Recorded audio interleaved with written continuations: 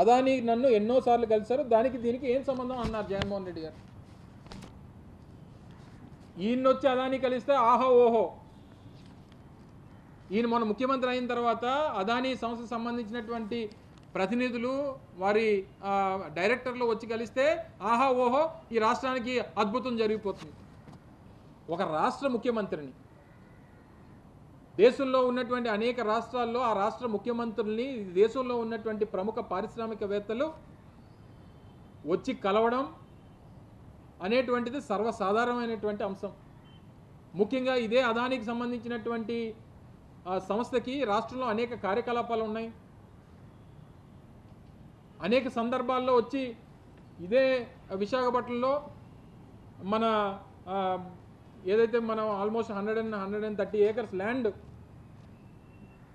ఈ దీనికి డాటా సెంటర్కి సంబంధించి ల్యాండ్ ఇచ్చాం. కృష్ణపట్నం పోర్ట్ ఉంది వాళ్ళకి. ఈరోజు అనేక రకాలైనటువంటి యాక్టివిటీస్ ఈ రాష్ట్రంలో ఉన్నాయి. ఈ యాక్టివిటీస్లో భాగంగా వచ్చి జగన్మోహన్ రెడ్డి గారిని అనేక సందర్భాల్లో కలుస్తుంటారు.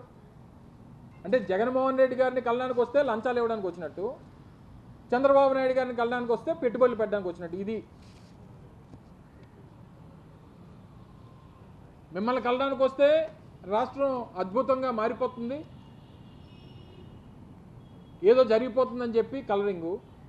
మమ్మల్ని కలడానికి వస్తే లంచాలు ఇవ్వడానికి మాకు వచ్చారని చెప్పేటువంటి ప్రయత్నం. సో ఈ రకంగా ఇంత తప్పుడు వార్తలు, ఇంత తప్పుడు సమాచారాన్ని ప్రజలకు ఇచ్చి ఏం సాధించాలని,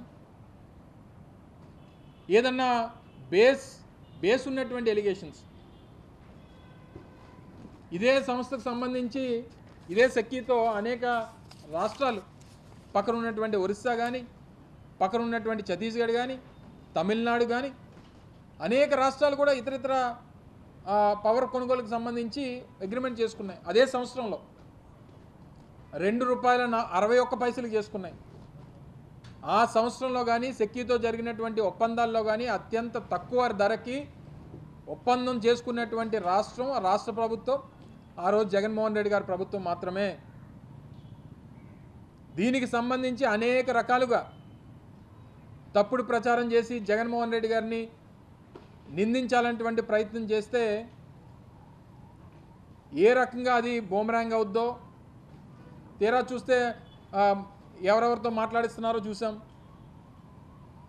ఇంకా అన్ని లోతులోకి వెళ్తే ఎవరో మాట్లాడుతున్నారో వారికి సమాధానం చెప్పాల్సి వస్తే అనేక ప్రశ్నలు లేవనెత్తాల్సినటువంటి పరిస్థితి వస్తాయి. దయచేసి ప్రజలు నిన్న జగన్మోహన్ రెడ్డి గారు చెప్పినటువంటి వాస్తవాలు, ఈరోజు మళ్ళీ వారి మీద చేసినటువంటి ఆరోపణలు, గతంలో మేము ప్రభుత్వంలో ఉన్నప్పుడు జరిగినటువంటి ఒప్పందాలకు సంబంధించినటువంటి పూర్తి ఆధారాలు ఇవన్నీ కూడా ప్రజల ముందు పెట్టాలి. ఈ తప్పుడు పత్రికలు చేస్తున్నటువంటి ఆరోపణలు ఖండించాలి, ప్రజలకి వాస్తవాలు మరొకసారి తెలియజేయాలనేటువంటి ఉద్దేశంతో మీ ముందుకు ఈరోజు రావడం జరిగింది. దయచేసి ప్రజల ముందు వాస్తవాలన్నీ కూడా మీ ద్వారా పెట్టాలని, మీ ద్వారా ప్రజలకు తెలియజేయాలని చెప్పి మిమ్మల్ని అందరినీ కూడా హృదయపూర్వకంగా కోరుతా ఉన్నాం.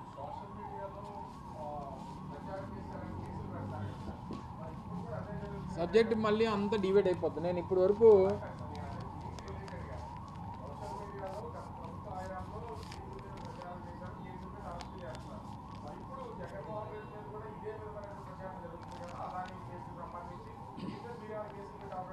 మేము పెట్టడం ఏంటండి, ఆల్రెడీ మీరందరినీ కూడా మిమ్మల్ని అందరినీ కూడా తీసుకొని వెళ్ళి దాదాపు 20-25 రోజుల క్రితం ఈ కేసు కన్నా ఏ కేసు కన్నా అన్నీ అదే అంటున్నాం కదా, ఏ కేసుకు సంబంధించినా ఈ ప్రభుత్వంలో పోలీస్ వ్యవస్థ అనేటువంటిది తెలుగుదేశం పార్టీకి, కూటమిలో ఉన్నటువంటి రాజకీయ పార్టీలకి మాత్రమే మేము పనిచేస్తాం. వారిచ్చినటువంటి కేసులే మేము నమోదు చేస్తాం. ఈ రాష్ట్రంలో ప్రతిపక్షం కానీ ప్రజలు కానీ మాట్లాడడానికి వీల్లేదు అనేటువంటి వ్యవహారంతో ఉన్నప్పుడు మిమ్మల్నే మేము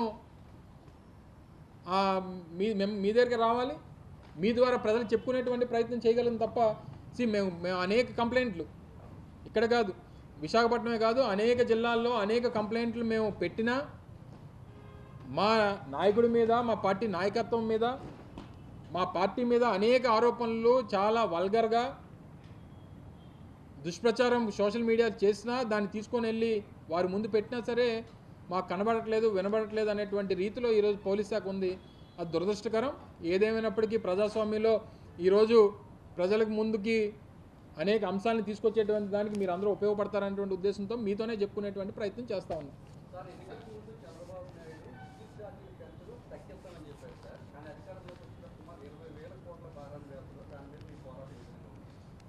క్లియర్గా చెప్పాము కదా, చంద్రబాబు నాయుడు గారి హయాంలో జరిగినటువంటి విద్యుత్ కొనుగోళ్లు కానీ, ఆయన హయాంలో జరిగినటువంటి ఒప్పందాలు కానీ, వీటన్నిటిని కంపేర్ చేస్తే ఆయన హయాంలో డబ్బులు కట్టాల్సింది అంటే 2019 జూన్ మాసానికి వారు అధికారం దిగిపోయేటువంటి సమయానికి రాష్ట్రంలో డిస్కాములకి కట్టాల్సినటువంటి డబ్బు 86,000 కోట్లు.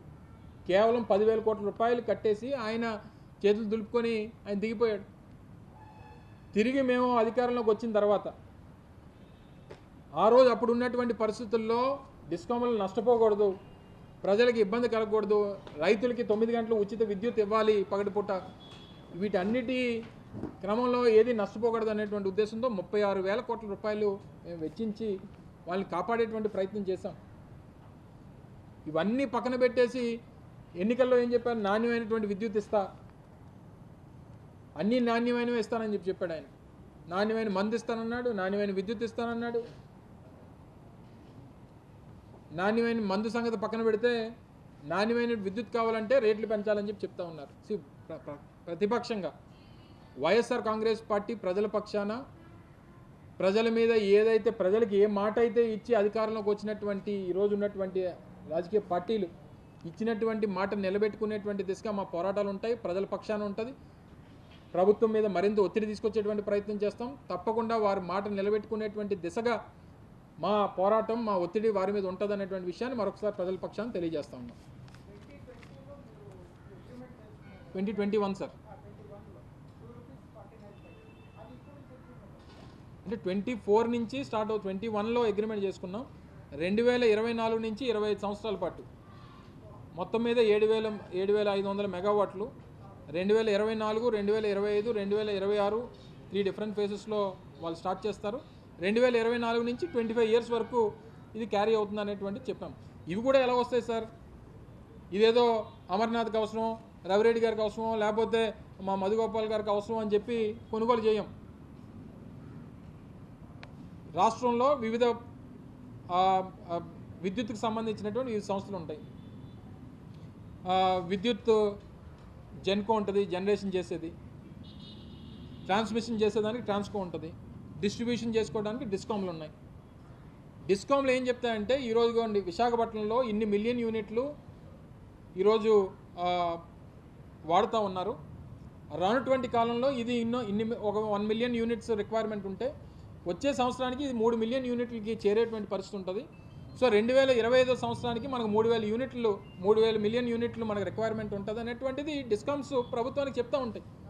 సో ఆ రిక్వైర్మెంట్ని బట్టి ప్రభుత్వం నిర్ణయాలు తీసుకొని భవిష్యత్తులో ఆ లోటుపాట్లు ఉండడానికి వీల్లేదు, లేదా పవర్ షార్ట్ ఫాల్ ఉండడానికి వీల్లేదు అనేటువంటి ఉద్దేశంతో నిర్ణయాలు తీసుకుంటాయి. సో ఇచ్చినటువంటి దాన్ని బేస్ చేసుకొని 2021లో మంచి రేట్ వస్తుంది, అప్పుడు ఉన్నటువంటి పరిస్థితుల్లో అంతకంటే బెస్ట్ రేట్ మనకు దొరకదు అనేటువంటి ఉద్దేశంతో చేసుకున్నాం. పోనీ ఈరోజు అదేనా పోనీ తక్కువ రేటు దొరుకుతుందా? ఈరోజు మేము కొన్ని రేటు కంటే ఎక్కువ దొరుకుతుంది. రాష్ట్రంలో తయారు చేసేటువంటి సోలార్ విద్యుత్ కూడా ఈరోజు ₹3.10 పడుతుంది. సో ఇవన్నీ కూడా ఊహించి భవిష్యత్తులో ఈ రకంగా ఉంటుందని చెప్పి ఊహించి ఒక విజన్తో చేసినటువంటి కార్యక్రమాలు అనేటువంటిది ప్రజలకు చెప్పేటువంటి ప్రయత్నం చేస్తూ ఉన్నాం.